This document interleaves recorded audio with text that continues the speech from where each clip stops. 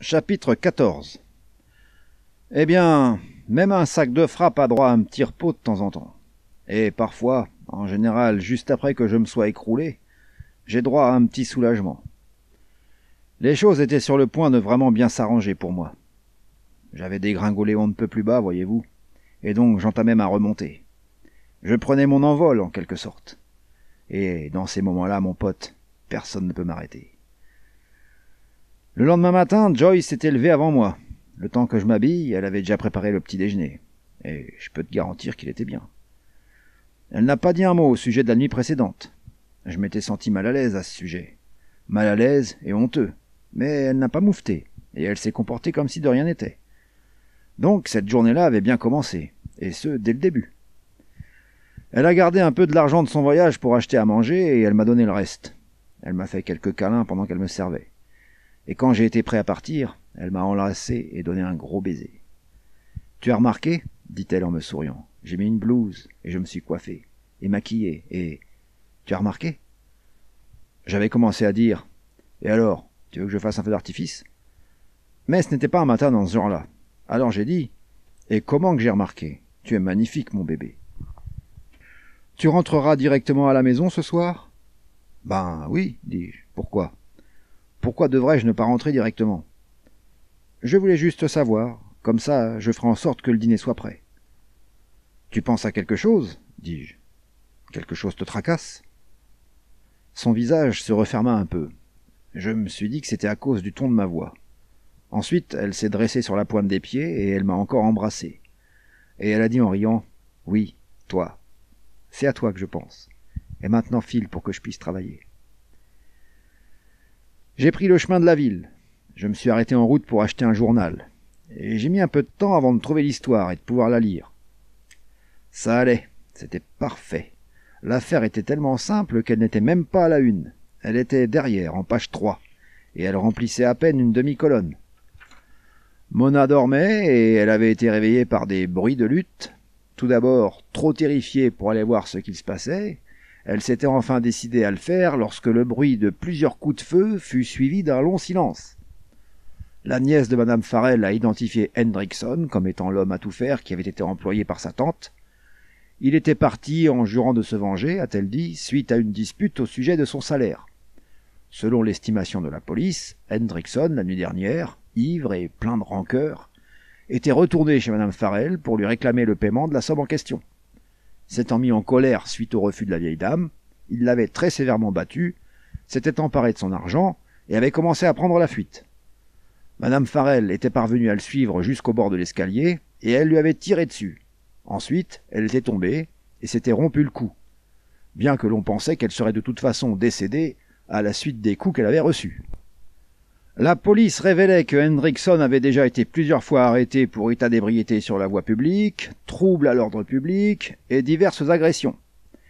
Il avait récemment purgé une peine de 6 mois d'emprisonnement pour avoir agressé un agent de police qui l'emmenait en garde à vue. C'était tout ce qu'il y avait, rien de bien important donc. Mona avait juste récité son histoire telle que je lui avais donnée. Et Dieu merci, il n'y avait pas de photo. S'il l'avait prise en photo et qu'elle n'avait pas caché son visage, en faisant semblant de pleurer, vous voyez, comme je lui avais dit de faire, j'aurais eu à répondre à des questions. Staples l'aurait reconnue comme étant la fille qui lui avait apporté ma caution, et il aurait fait preuve de beaucoup de curiosité à ce sujet. Il aurait voulu savoir ce que je représentais pour elle, et ce qu'elle représentait pour moi, et où j'étais la nuit dernière au moment des meurtres.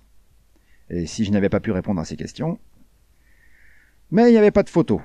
L'affaire était trop triviale. Les personnes impliquées n'avaient pas assez d'importance, tout simplement. Je suis passé au magasin pour y faire mon enregistrement quotidien. Je suis allé travailler, tout en cherchant un endroit où je pourrais planquer ce pognon. Ce n'était vraiment pas agréable de le trimballer partout avec moi. C'était lourd, et les échantillons ne le dissimulaient pas très bien. Il suffisait d'en enlever quelques-uns pour le voir apparaître. Quelqu'un aurait pu tomber dessus par hasard avant que je ne puisse l'en empêcher. Joyce aurait très bien pu vouloir prendre des culottes ou des bas dans la valise et... Eh bien, dans tous les cas de figure, ce n'était pas bon de l'avoir avec moi. Ça m'a travaillé toute la matinée, à chaque fois que j'étais au volant. Ça me rongeait les nerfs et ça m'agaçait. Et j'essayais de trouver quelque chose. Et je m'en voulais de ne pas y arriver. Mais je ne trouvais pas, et il n'y avait rien à y faire. J'avais bien pensé à quelques endroits, mais ce n'était pas bon. C'était même pire. Du moins, ça me semblait pire que de garder le pognon avec moi. Le maître à la consigne de la gare? Ah, vous savez ce qu'il en est. Les types là-bas sont toujours en train de cogner les affaires, de les faire s'ouvrir intentionnellement sans le faire exprès. Ou alors ils donnent votre bagage à quelqu'un d'autre. Ou alors ils s'embrouillent dans les tickets et il vous faut identifier le contenu. Tout ça, vous le savez. Les journaux en parlent souvent. Un coffre-fort à la banque? Eh bien, ça serait tout aussi mauvais, si ce n'est pire. Pour pouvoir en louer un, il faudrait que je présente des références. Et je pourrais demander à Staples, n'est-ce pas? Et de toute façon, les gens comme moi, nous ne sommes pas supposés avoir des objets de valeur à mettre dans des coffres-forts. Il fallait que je le garde avec moi, je ne voyais rien d'autre à faire. J'aurais juste à sortir de la valise les trucs que je voulais montrer aux gens. Et je n'allais pas montrer grand-chose, je n'allais que très peu travailler. Quant à Joyce, eh bien, j'étais capable de m'en occuper. Elle faisait preuve d'un bon comportement maintenant. Elle avait peur de m'énerver et je n'aurais besoin ni de lui donner des explications, ni de lui présenter des excuses. Je n'aurais qu'à lui dire d'aller au magasin si elle voulait quelque chose. J'en avais marre que mes échantillons soient en désordre. Ma valise serait fermée à clé et je lui dirais de ne pas y toucher. Et si ça ne lui plaisait pas, eh bien, elle devrait faire avec. Je formulais les phrases dans ma tête, de la façon dont j'allais la gronder si elle se mettait à fouiner. Mais ensuite, je me suis mis à penser à la nuit dernière. Et je me suis dit qu'il ne serait pas nécessaire de lui parler comme ça. Je lui dirais... Voyons, ma chérie, je ne veux pas que tes jolis doigts touchent cette merde. Tu dis simplement ce que tu veux au vieux Dolly, et il va te rapporter quelque chose de bonne qualité. Ça serait mieux de dire quelque chose dans ce genre-là. Simple bon sens, voyez-vous. Bordel, on peut quand même rester poli avec les gens, même si on n'en a rien à foutre d'eux. J'ai arrêté de travailler vers 1h, et j'ai compté combien j'avais fait. J'avais 28 $. C'était plutôt bien pour une matinée, mais pour une journée, ce n'était rien du tout, bien sûr. Mais avec les 30 autres $, ces 6 billets de 5 que j'avais pris dans les 100 000, ça allait me faire une très bonne journée. Je me suis arrêté dans un bar. J'ai demandé un sandwich pré-emballé. Leur tambouille, ils n'avaient qu'à la manger eux-mêmes, ces connards. Et une bouteille de bière. Et je suis allé m'asseoir avec tout ça. J'ai mangé et j'ai bu. J'ai pris une autre bière et j'ai étalé mes fiches de collecte. Des vrais petits chérubins, mes clients. Ils effectuaient leur premier versement, et après, il fallait se battre avec eux pour le reste. Il fallait les attraper pour les faire venir, ou pour les obliger à envoyer la thune. Si vous ne vous battiez pas avec eux, vous ne recevez rien. Et même parfois, vous ne receviez rien, même en vous battant. J'ai pioché 6 fiches de clients qui nous devaient chacun 5 $. Je les ai rectifiées, j'ai pris les 30 $ dans mon portefeuille et je les ai mis dans la caisse de l'entreprise. Et, eh bien, le tour était joué. Il était environ 2 heures à ce moment-là. Je suis allé m'installer dans un autre bar en achetant un journal du soir sur le chemin. Ils avaient réduit l'histoire à seulement 3 paragraphes dans celui-là. Il n'y avait rien de neuf, ou plutôt rien d'important. La maison et les meubles, c'était à peu près tout ce que possédait la vieille femme. Et elle avait tellement de retard dans le paiement de ses impôts que tout son patrimoine allait y passer. Elle n'avait pas laissé de testament. Mona était sa seule héritière connue, et ainsi de suite. Rien d'important. Tout baignait encore dans l'huile. J'ai commandé mon 2e double whisky, et encore une bière en guise de digestif. C'était plutôt marrant cette histoire d'impôts avec la vieille qui ne les payait pas. Elle avait tout ce pognon, et elle avait laissé s'accumuler ses impôts jusqu'à ce que le comté soit sur le point de la saisir. Mais, en fait, ce n'était peut-être pas si marrant que ça. Pas si étrange que ça, je veux dire. Il y a plein de gens qui ne payent leurs impôts que lorsqu'ils ont le flingue sur la tempe. Et elle avait été tellement pingre et radine sur plein d'autres choses. À vivre avec des haricots et de la bouffe de merde. À faire coucher Mona avec tous ceux qui passaient chez elle. Ce n'était rien qu'une avare. Et les avares ne pratiquent pas la comptabilité. La seule dépense qu'elle avait faite et dont elle aurait pu se passer, c'était ce petit boulot de jardinage où elle avait employé Pete. Et, j'imagine, elle n'avait probablement pas lâché beaucoup d'oseille. Si toutefois elle en avait lâché. Pete s'était servi en nature. Son salaire, c'était Mona. Mona. C'était une môme on ne peut plus gentille. Et j'étais amoureux d'elle. Mais j'étais déjà tombé amoureux auparavant, et à chaque fois j'avais cru vivre quelque chose d'unique. Et comment ça a fini? Comment être sûr que ça ne finirait pas de la même façon avec elle? Jusqu'à la nuit dernière, je n'avais pas trop pensé à ça. Je n'avais jamais vraiment douté d'elle. J'avais juste été un peu ennuyé par la façon dont elle s'était éloignée de moi. Mais, à l'exception de la nuit dernière, j'avais été prêt à passer l'éponge. Quand vous regroupiez ces deux choses, la façon dont elle s'était conduite avec moi et la façon dont elle avait été émue au sujet de Pete, et quand vous vous mettiez à penser à tous ces autres types, eh bien, je ne tolérerais plus aucune salope. Je veux dire, ces putains de salopes, j'en avais eu ma dose pour toute ma vie. J'étais sûr qu'elle n'en était pas une. Quasiment sûr. Mais si jamais j'avais le moindre soupçon qu'elle en soit une, alors fais gaffe, mon pote. Mais, bordel, que pourrait-elle faire de toute façon? Que ferait-elle si je lui disais dès maintenant qu'elle venait de faire une folle cavalcade et que c'était ici qu'elle descendait? Eh bien, elle ne pourrait rien faire, et puis voilà. Je pourrais garder l'argent et lui dire d'aller se faire foutre. Bon, peut-être que je lui donnerais quelques billets. Et elle ne pourrait absolument rien y faire. Et ça ne m'ennuierait pas tant que ça. S'il y a une chose que je ne supporte pas, c'est bien une putain de salope. Joyce, maintenant. J'ai eu des mots assez durs au sujet de Joyce, et elle était vraiment on ne peut plus feignante et négligée et chiante. Mais il y avait au moins une chose dont j'étais sûr. Quasiment sûr. Tout à fait sûr. En dehors de ce que j'avais dit. Elle n'allait pas voir ailleurs. Elle ne l'avait jamais fait, et elle ne se mettrait jamais à le faire. Elle n'avait pas ça en elle, vous voyez. Si seulement elle avait été aussi réglo dans les autres domaines, si seulement elle continuait ce jeu d'actrice qu'elle avait adopté depuis qu'elle était revenue. Si c'était un jeu d'actrice. Je m'étais dit que c'était forcément ça, car un fauve reste un fauve. Mais c'était un putain de bon jeu d'actrice, aussi bon que si c'était vrai. Et donc, ça ne faisait aucune différence. Joyce. Ouais, Joyce avait ses avantages. Et maintenant que je n'aurais plus besoin de me décarcasser pour gagner ma vie, maintenant que je sentais que je valais quelque chose et que nous pourrions acheter de belles choses et... Mais c'était ça le problème. L'argent. Comment pourrais-je lui expliquer au sujet de l'argent? Quel genre d'histoire allais-je pouvoir lui servir? Je me suis dit que je n'arriverais pas à lui expliquer. De toute façon, je n'arriverais pas à improviser une bonne histoire. Et ce n'était pas urgent. Je n'étais pas supposé voir Mona avant quelques semaines, et d'ici là, je pourrais probablement réfléchir à pas mal de choses. Bon. J'ai bu encore un coup et j'ai quitté les lieux. J'ai pris un café et je me suis remis en route. Histoire de rouler, juste pour tuer le temps.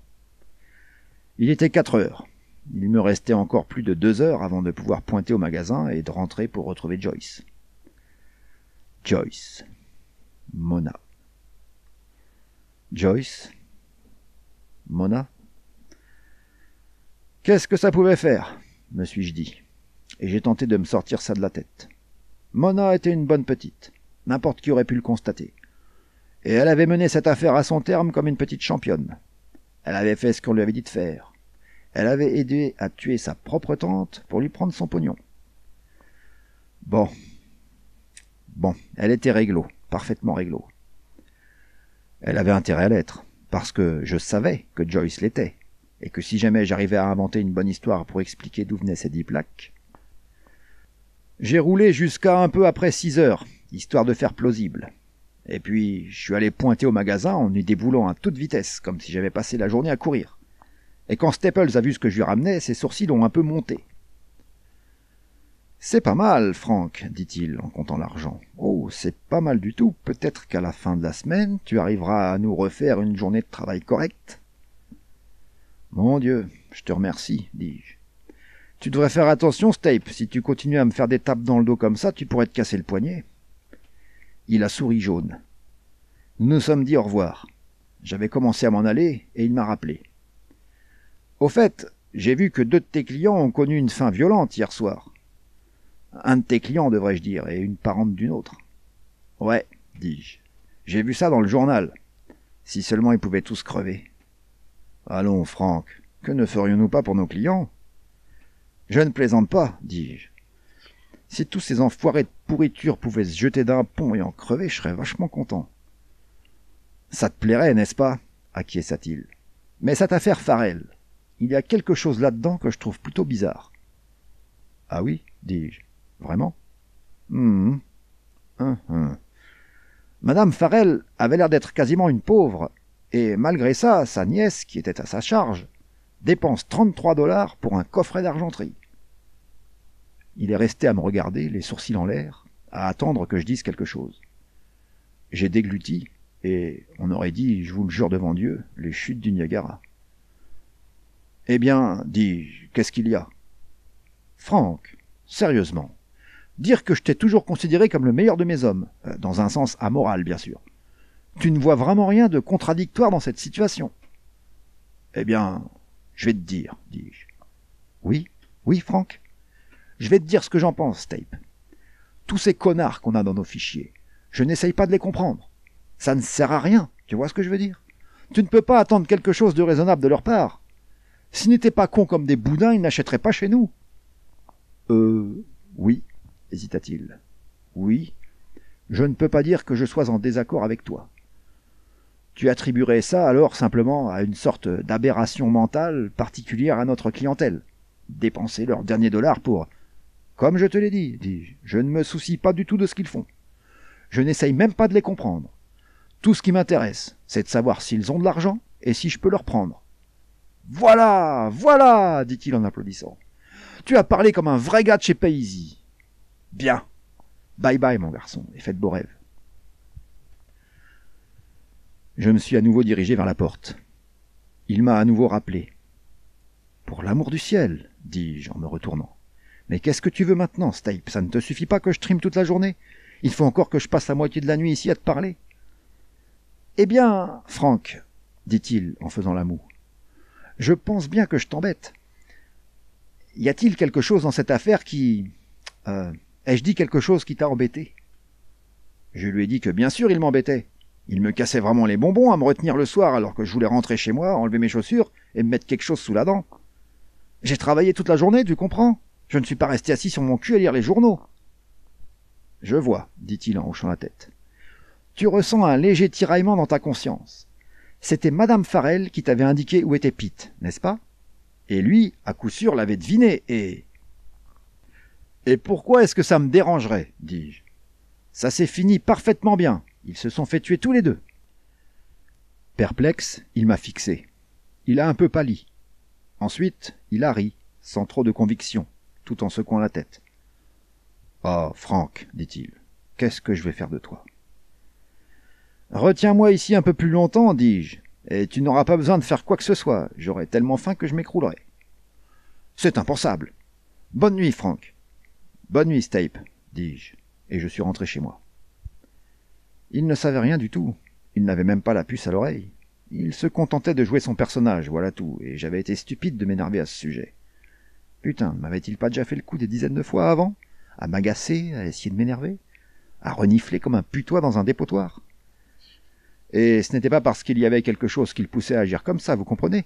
C'était juste parce que c'était lui le chef, et que vous deviez endurer ça, et que puisqu'il était lui-même une crapule, il s'imaginait que tout le monde l'était.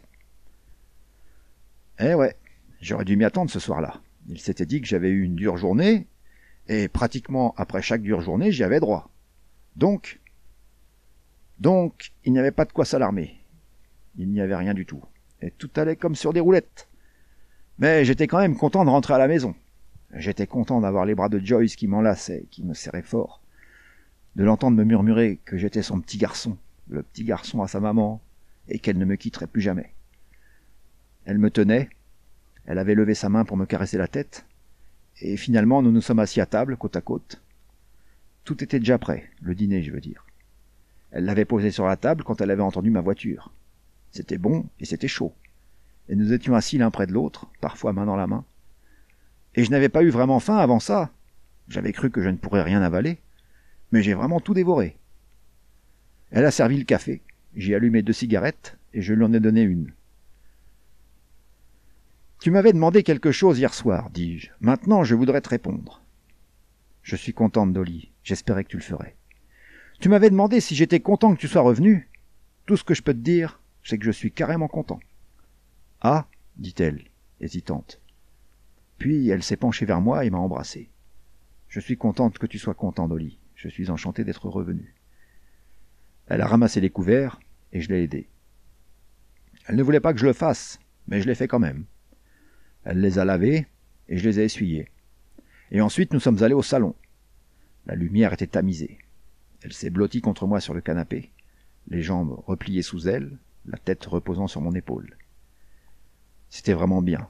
très apaisant, très agréable. J'ai eu la sensation que si ça pouvait rester toujours comme ça, je ne demanderais jamais rien de plus. « Dolly, dit-elle, et juste au même moment, j'avais dit « Joyce ?» Nous avions parlé en même temps, et ça nous a fait rire. Et puis elle a dit « Vas-y, mon chéri, tu voulais dire quoi ?»« Oh, c'est pas grand-chose, dis-je. Ça ne donnera probablement rien. »« De quoi parles-tu ?»« Eh bien, il y a un moyen de se faire vraiment du pognon, un gros tas de pognon. Quoi qu'il en soit, c'est une bonne opportunité. Un des gars du magasin, un qui fait les collectes, eh bien, son beau-frère est gérant d'un gros casino à Las Vegas. Et les propriétaires ne sont pas corrects avec lui, tu vois, il les a rendus riches, et maintenant ils sont sur le point de le virer. Alors il a écrit à son beau-frère, ce gars qui collecte pour le magasin, et il lui a dit que s'il pouvait rassembler un peu d'argent, lui, ce gérant, il le jouerait par l'intermédiaire d'un complice, et il laisserait gagner le complice, et... Elle n'avait pas dit un mot, et elle avait toujours la même position. Mais tout d'un coup, ce fut comme s'il faisait froid dans la pièce, et que son épaule s'était rigidifiée contre la mienne. « Bon, dis-je, je pense que ce n'est peut-être pas une si bonne idée. On pourrait avoir des problèmes avec un coup comme ça. Mais je suis tombé sur une autre proposition, et... Dolly, dit-elle, j'ai besoin de savoir. Où as-tu trouvé cet argent ?